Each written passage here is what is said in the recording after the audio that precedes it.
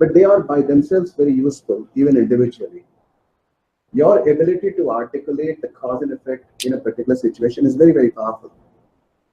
You're not saying arbitrarily, oh, I'm reacting to symptoms, right? You're able to articulate the cause and effect in a vicious cycle way.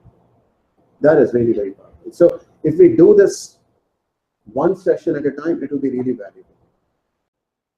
But I'm sure all of you have at some point or the other touched or worked in a project, right? What is very common to project is uncertainty. And uncertainty thinks that you don't control, right?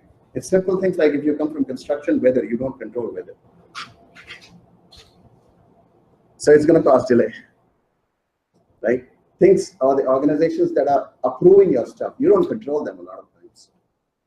It's a different organization, you have to depend on them, right? So there are uncertainties. When there are uncertainties, guess what? The cycle times are going to go longer because it's going to take slightly longer time. There's going to be some delays, right?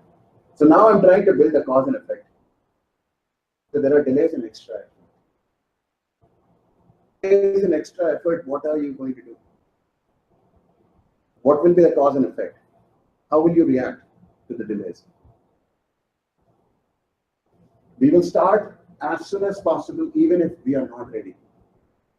Now, the plan was initially like this. We had a beautiful plan that looked like this, but we broke it into like this. Did we do that? We are not ready, but we started. Because we want to recover, right? Make sense? Now you can translate that into your organization. What does it mean to do things in parallel? But why did we have the dependency in the first place? Because A was to get completed in order to start B. But we said, no, we can do things in parallel. Right? Make sense? If you do this, what is going to happen? If this is the cause, what is the effect? You will have unplanned iterations because you started without completing the previous predecessor, right? So some things you missed out. Make sense? If you missed out, then it will happen.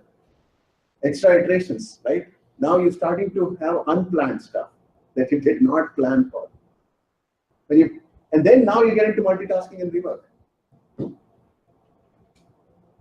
Right? When you get into multitasking and rework, guess what? The time expands even more, right? Now you start getting into vicious cycle. This is a cycle.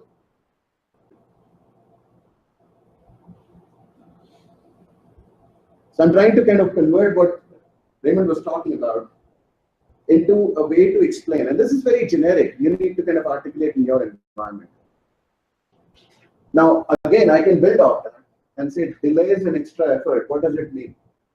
Whenever there are delays, what happens? A natural reaction, more meetings, right? Come and explain why did you delay. You go and attend more meetings to explain why the delays were there. Right? You have to explain the status to your managers or stakeholders.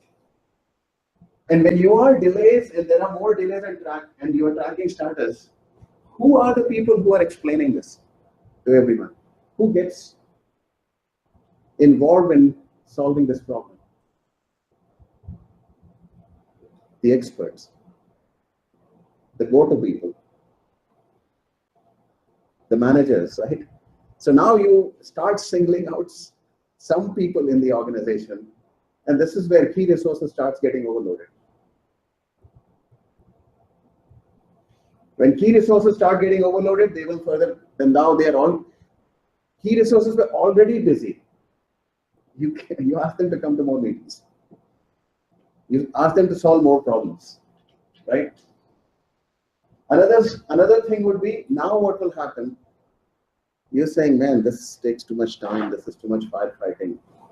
And if somebody comes and asks me for a task and asks me how long it is going to take, am I going to give an aggressive time or I'm going to give time?